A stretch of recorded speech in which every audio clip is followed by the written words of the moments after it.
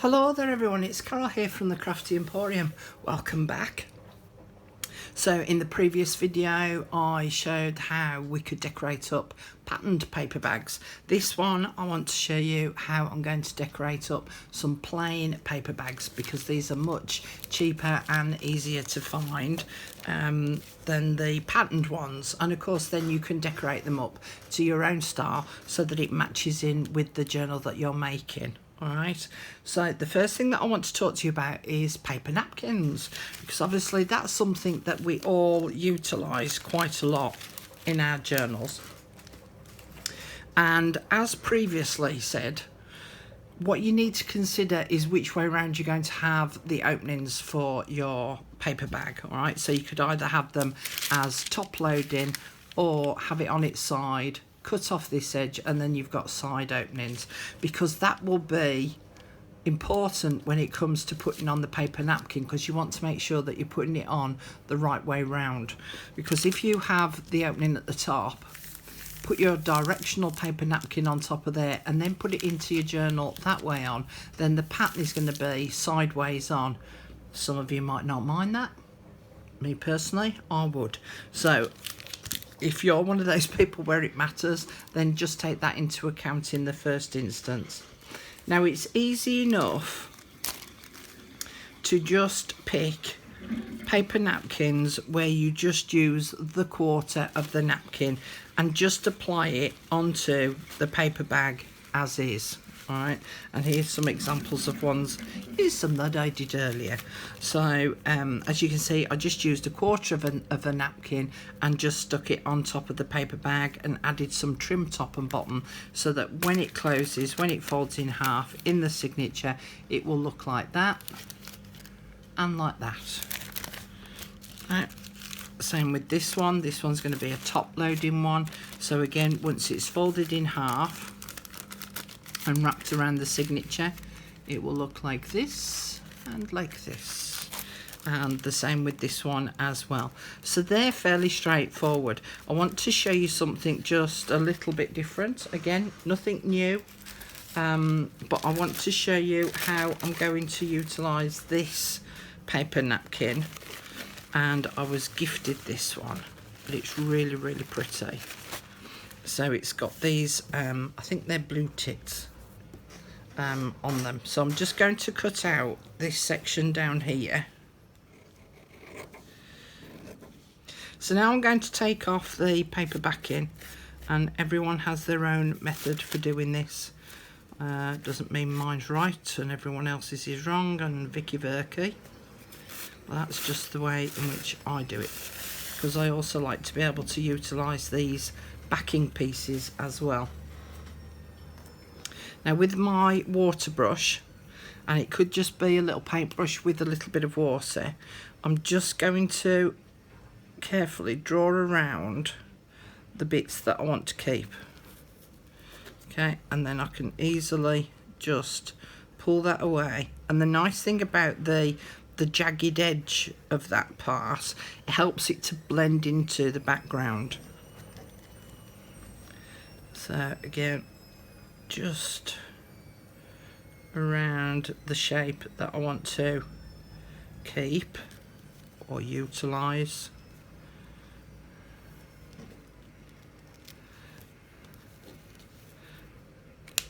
Put that away, Carol. Oh, fingers and thumbs.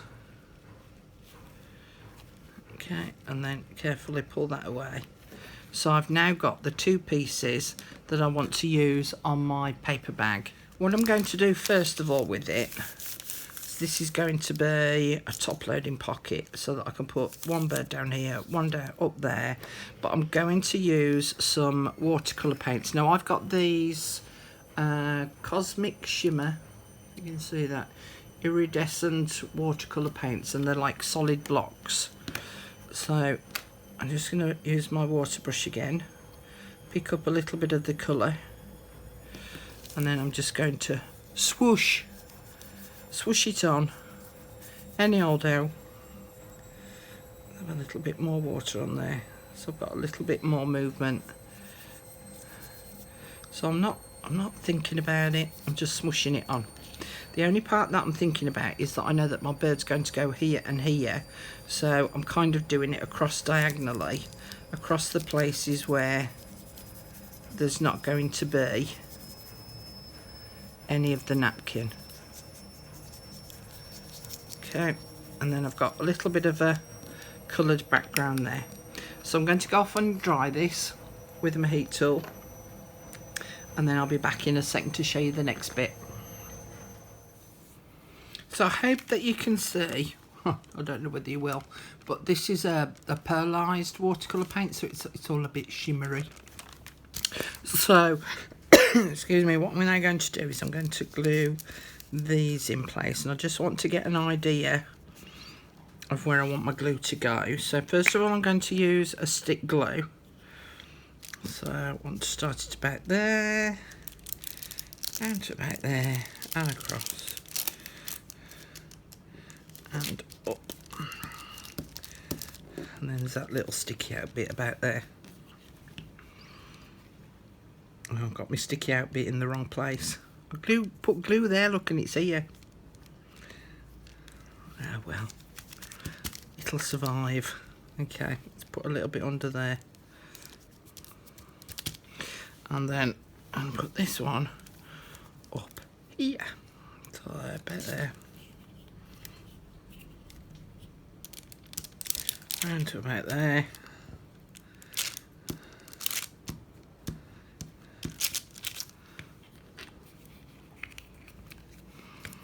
And then that one will go up there.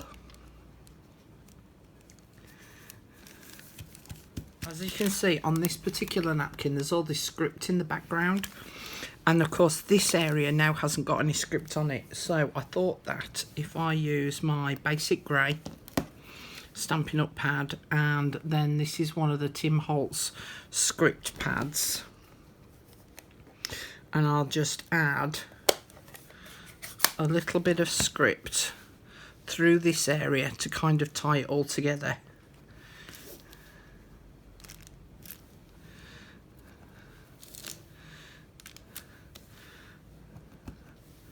Let's have a look. Let's put a little bit down there, and then a bit in between. So I don't want it all over. Yeah, that'll do. And then I use my multi-medium matte, just my personal preference, because I like the consistency of it. It's loose, but it's not runny. And then I will put this over the top of the napkin.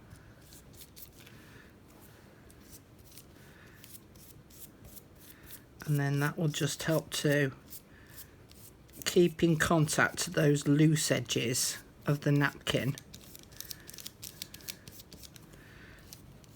to the paper bag. So just whilst that one's off to the side drying, that's what it looks like.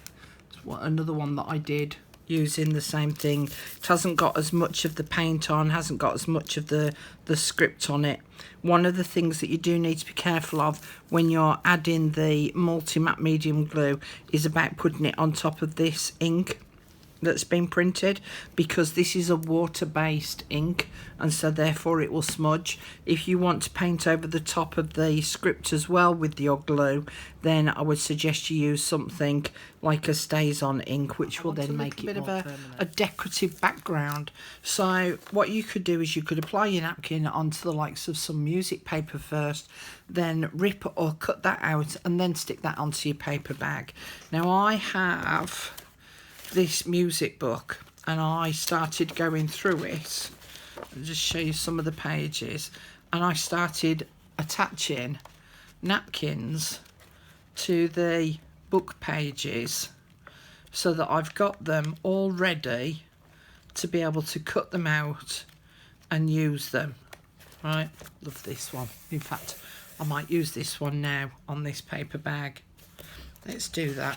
Don't forget though, don't add your napkins onto both sides. Only add your napkins onto one side, because this piece is going to be stuck onto something. So let's rip that out.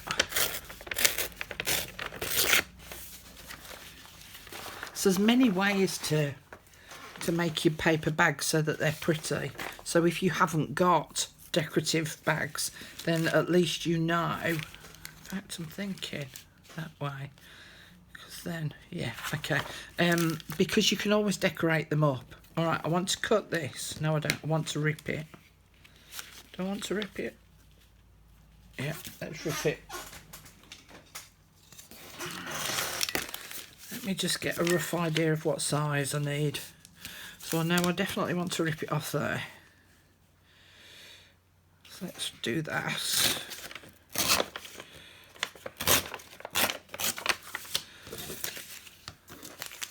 Because I'm going to put my bag on sideways. So it's going to go on that way. So I know I definitely want that bit ripping off.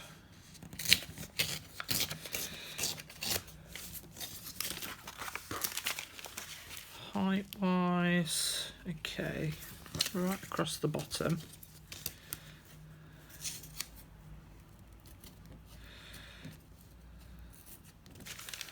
Now width wise, I just want to think about this, because what I want to do is I want to attach this in a journal so it's on the whole page, and so that I've got a pocket there. So if I fold up just that bottom edge, I know that you're only going to be seeing part of this design. So I know that it's going to be about there. So if I rip it off here,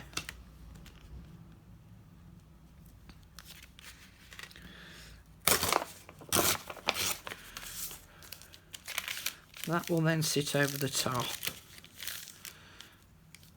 So I've got part of the design showing. I might be better off with that piece. Let's have a look. Yeah, better off with that piece. And then that bit could then sit on that front pocket piece. Yeah, or that one. So it's got that date on it there, look. Okay, we'll rip that off there.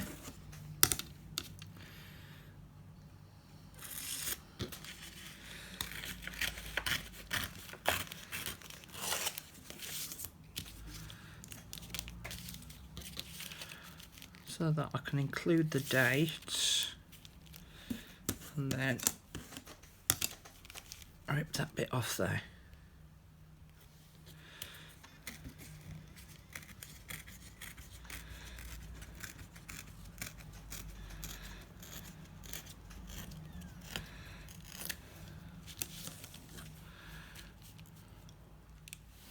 I just want to ink the edges of these up a little bit, and in fact I think I might use old photo, so I don't want anything as defined as the browns. Let's do that long edge first. I'm going to go off camera and go and do this because it's just going to wobble, and I'll see you in a second when I've done it. Okay, that's those now all inked up, so I'm just going to glue them all in place. So I'm going to use my Tombow glue on the back.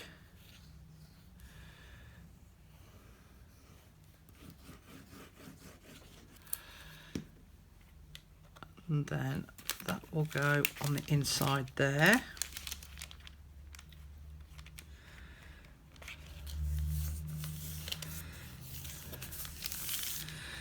Then I can put glue on the top and the bottom edge there to make the pocket.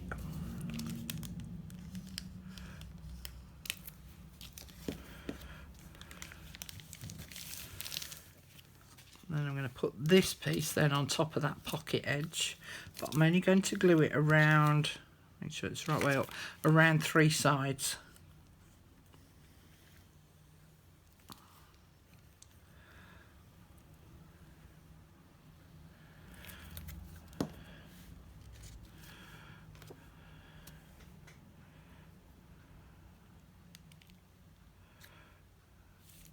Because there was this little tiny piece that I ripped off, this edge piece here, that I thought I could add this to a little piece of card, which I'll do in a bit, punch a little hole in the top to make it into a long strip tag, and then that can sit inside of there, and it saves me wasting that little piece. And then I can stick that in my journal. So now I've got an entry here to put something in, an entry here, this secret little pocket here, and if I attach the bag around 3 sides onto my page, I've then got a pocket then behind the bag as well, and I can add other laces and trims to it and things once it's in place and I've decided, you know, how it looks in the journal and how I want to take it further.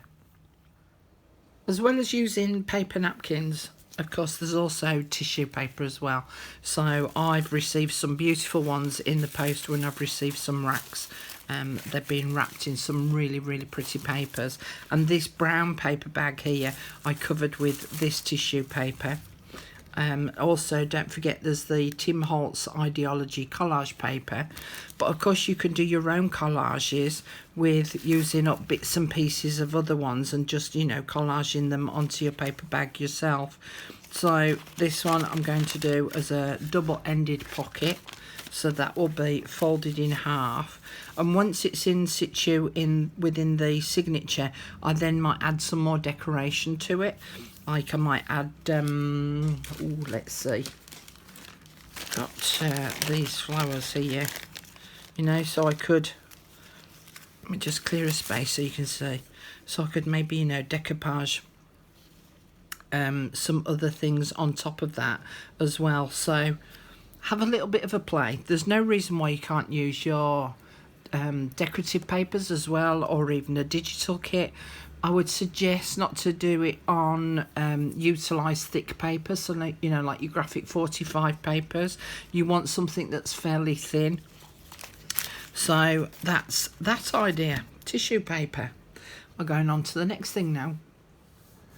Now, of course, we can get all the pattern tissue paper, which is what I've just shown you, but we can also print our own tissue paper. So I've got a sheet here of just plain white tissue paper. Now, some you have to be careful of because some have got a slightly shiny side and the other side is matte. So you want it shiny side down, all right? So we're going to add this to a piece of thin card that is, for me, A4 for my printer. I've cut it slightly bigger than the actual piece of card itself, and I'm going to use my micropore because I want to hold it in place whilst it runs through the printer. So I'm going to line that top edge up here so that it lines up with the edge of the card, and then this edge I'm going to tape down. So I'm going to pull off some micropore. Of course, you could use washi tape as well, and I'll explain to you why I've lined that top edge up, not this one, in a minute. So I'm going to put that on the edge there, and then I'll flip it over and fold that edge over onto the back. Right. Now this end here that I've just glued down, that's the part that's going to go through my printer first. So I want that to be able to be picked up by the rollers. Now I'm also going to put some micropore tape along the side edges too. So again, I'll just put it on the edge of the paper, flip it over,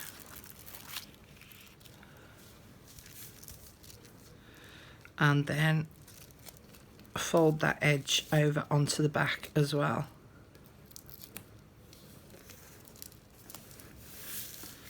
And then I'm going to do the same with this edge here, so that it's now all nice and tight across the front of that piece of card. Okay, so it's all nice and smooth. And as I say, this end down here, the bottom end, it doesn't matter about being stuck down in place, because that's the last part that's going to go through the printer, and so the printer won't ruckle up any of the tissue paper. Now you'll need to check with your own printer settings which way round you would put this in. Some would put it tissue paper side up. For me, I need to put mine tissue side down. So I'll run this through the printer and then I'll come back and show you what it looks like. So I've just peeled off the micropore off the back. So this is the piece of tissue paper that I've just printed on. Now I also printed off the same image on a piece of tracing paper. So you could use either or. Tracing paper is a much more sturdy kind of paper to be able to utilise. Tissue paper is very flimsy, but both are easily rippable and can then be glued onto the front of your paper bag. Now there's no reason why we can't actually print directly onto the paper bag, but it's about being cost effective as well with the printing. And as you can see, I can only fit one paper bag onto my size of paper that I've got here for this size of paper bag. You would also need to look at, again, the direction, so that if I was going with a top-loaded pocket, then this piece of paper that I've printed will be the right way round for me to be able to apply the bag. So if I want it sideways on, I couldn't actually attach the paper bag that way. What I've actually done is I've printed off this part of this digital kit from My Porch Prints, and I've printed it onto a piece of thin card because I'm going to attach my paper bag on top of this so that it can go through. Now you might ask why I've already pre-printed it. Well, that's because sometimes you want to pick out just a certain part of a design to be printed. This is a kind of all over pattern, so it kind of doesn't matter where I position it, but you might have part of a design that you only want to capture this bit onto your paper bag, and knowing where to position this onto a blank piece of paper to put through your printer and make sure that it prints in exactly the right place instead of it being half on and half off the bag. At least this way I can see, because I can see the design through the bag, I can see where that is going to print. And so what I would do is, again, using my trusty micropore, now again, this is going to go through my printer. This end is going to go through first, so I wouldn't need to tape up this edge of the bag here, but I would like to do the top and the bottom and this front edge here so that the rollers don't damage the actual paper bag. So I'm going to sit that there, and then I'm going to put this micropore on top, right on the very edge, to just hold it in place. Now obviously it's going to print on top of the micropore as well, and I could do a couple of things with it. One is to carefully peel it off, and then I've got my own version of a washi tape that I could then utilise within my journal. Or once this comes out of the printer, I can curl it round to the back and be able to hide the fact that it's then got a white edge here.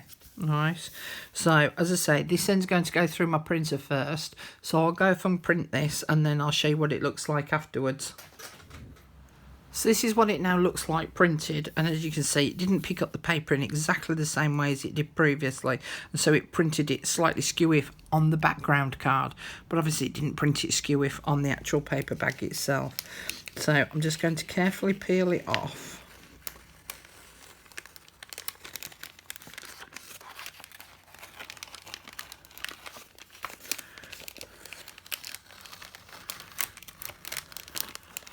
And then, as you can see, the underneath part, I can still utilise that and make that into tags, which could then go into my bag as well. Now this top piece, which is across the opening, I'm going to pull it away from the bag, not in towards the bag, and then it won't rip the edge of it. And then you'll be able to see why you can then use this micropore as a washi tape. Right, so then I would collect several of these and keep them on a sheet of acetate so that I could then peel them off and utilise those. So what I'm actually going to do is I'm going to utilise the micropore that's already in place, and I'm going to fold those round to the back, and then it forms a little bit of a border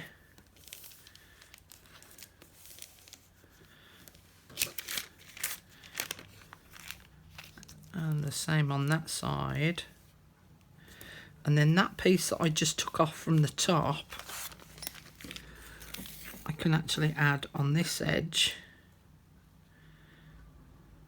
because it all kind of blends in okay anyway.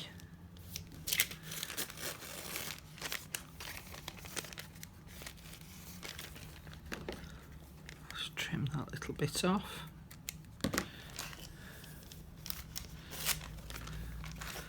Fold that round to the back. And now those three sides have all got a micropored edge.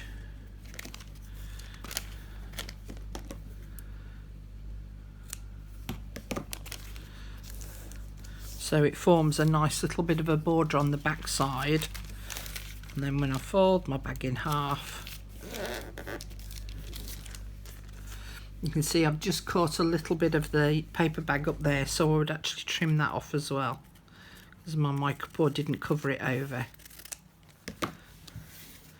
And then, as I say, the other thing that I can then do is I can cut out this part here, which hasn't been double printed, use those as tags and put them inside of this paper bag. So there's three options for printing. So we've got printing directly onto the paper bag, printing on a piece of tracing paper, and printing on a piece of tissue paper. So it gives you some different options. If you don't have any pretty napkins, then you can have a look at any digital kits that you've got, and you can utilise those as well. I'll add some pictures at the end of what I ended up doing with my paper bags and how I finished them off. So in the next video, I'll show you some different ideas of what you can do about paper bags. Thanks very much for joining me today, and I'll see you again in the next video. Bye for now.